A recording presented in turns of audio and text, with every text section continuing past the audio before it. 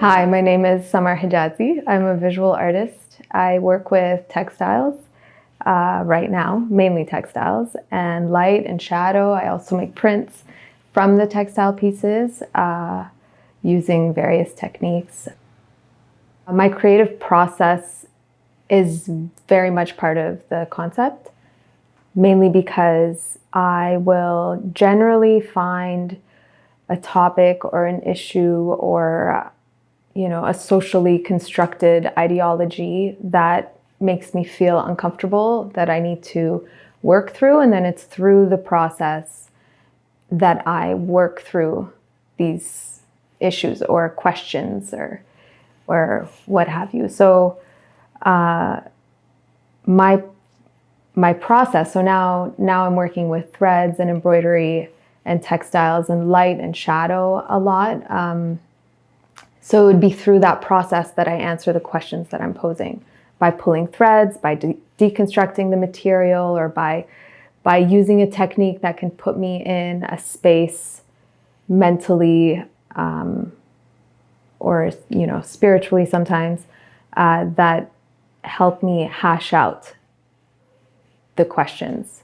And most of the time, it's not that I find a solution to my question or an answer. It's more that I'm processing it. Either it leads me to another question or it leads me to resolving how I feel about a specific thing.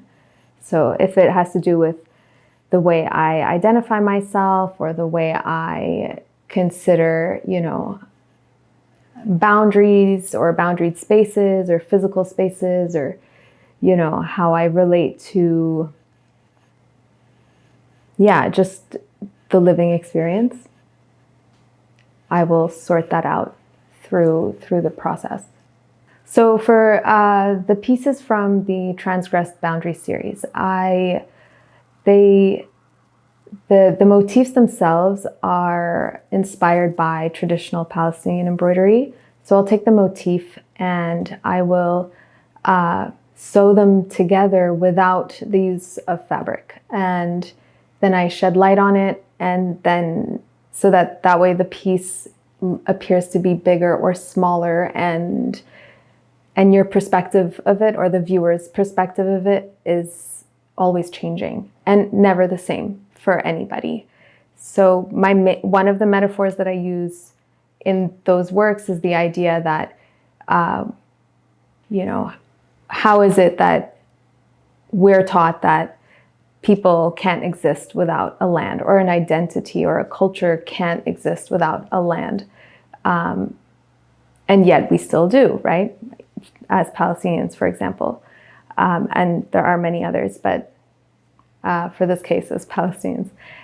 So the threads existing in the form of a motif without the fabric that's holding it is a metaphor for the people holding themselves together without the support of a fabric. So it uses that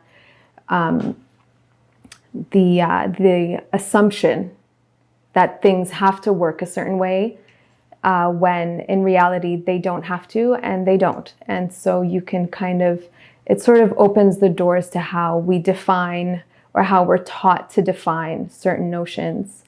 And then the use of shadows and light and perspective plays on the idea that the work only exists in this specific form based on the viewer who's looking at it. So it only exists between the viewer and the work, which is sort of,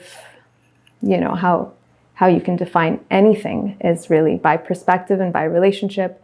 And maybe that's where truth really does lie, in between the two. So those are the questions that I ask when I'm making those works. And it's not, my intention only plays so much, right? So it's all in the viewer. When I'm installing my pieces, or when I make my installation pieces, I think for the Transgressed Boundary series specifically, the installation speaks to the concept the most. Just because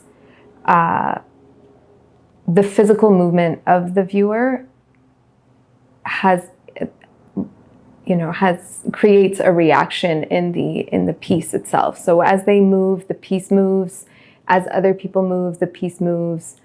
The light and shadow, you affect the light and shadow. Also, there's going to be some reflective plexi placed around the installation as well. So the idea of reflecting the piece, the idea of infinite, so the piece continues on and keeps going. Also, because they're threads that hang, it really does put you in a place of where you sense your cognitive need to define it. And then as soon as you move and it changes, you can't again. It's challenging your cognitive ability to define its boundaries constantly. So the installations are really like my fave parts of the series. When I put them into frames, it's definitely a different experience because you don't have the movement. Galleries love when you put glass in front of a piece because then it's safe. So I always think if they were hanging in my home, I would not have a piece of glass in front of the piece because it needs to be living with you. And because the work it's between you and the piece. The bigger focus in the framed work is the shadows and the lighting and the ability for the viewer to take the work home and decide on the lighting that they want to have on the piece. And so then they, again, recreate this relationship between themselves and the work and how much they want it to expand and retract, based on their personal view. So, yeah. In terms of color, I see color as very performative, and I don't necessarily choose color based on it's a very personal symbolism, and it's probably very personal for every viewer, and because of all the context that comes with color and the way it is next to each other and the way each color performs differently. So I choose color very intuitively, based on this pull. It's not very cultural in choice. Mawtani is based on an Arabic song. It's kind of an anthem, kind of. I think it's the Iraqi anthem now. My grandmother used to sing it to us all the time. And as I grew older and didn't live in the Middle East, I was very drawn to the idea that I had this song stuck in my head that I didn't really know all the words to, but I knew the beat so well. And I knew the sounds, but I didn't know necessarily if they were full words or not.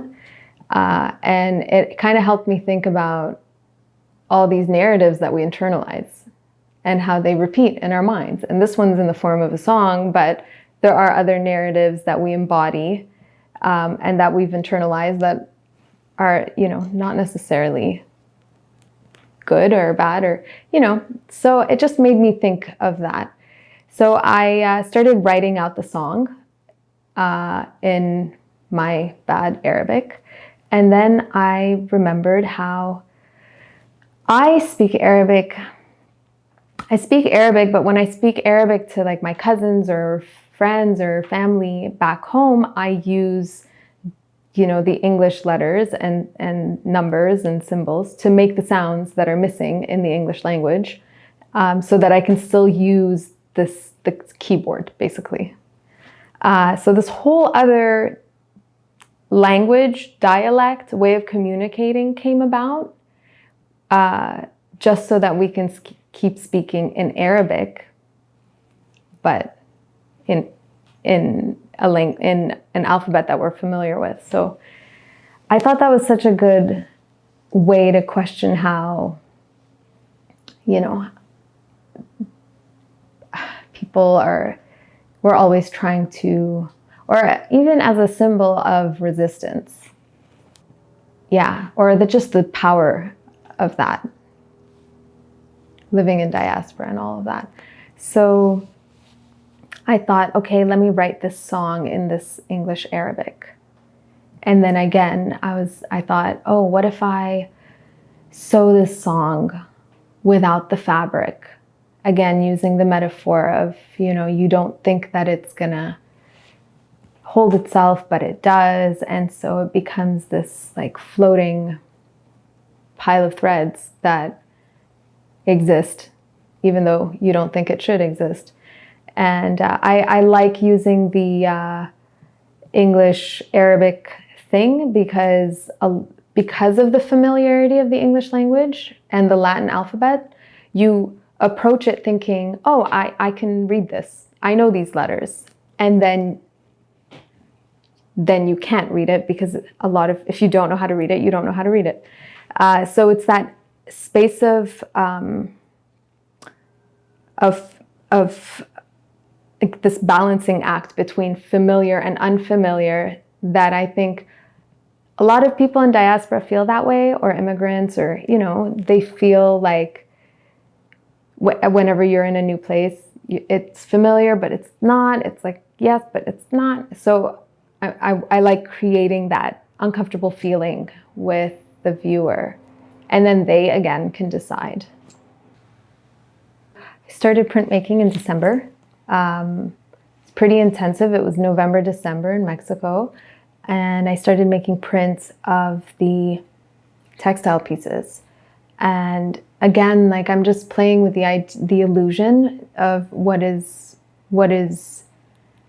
thread, what is paper, what is ink, what is, and then always challenging the viewer into deciding, their relationship, their truth between themselves and the work. So the pieces that are going to be in the show are prints of textile pieces that are similar to the Transgressed Boundaries series.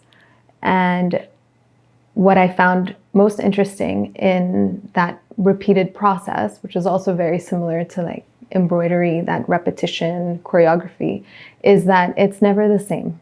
The answer is never the same. The process the process allows you to ask the questions. It brings forth a lot of space to negotiate different answers, but the final product is always different. And so, it's that constant change. So it kind of works with Transgressed Boundaries, but I think it works with, generally my concept in general with everything. The exhibition is called An Unraveling. It's in association with the Toronto Palestine Film Festival. It'll be at the Plum Gallery from September 23rd to the 30th, 2020. And it's by appointment, so please book online.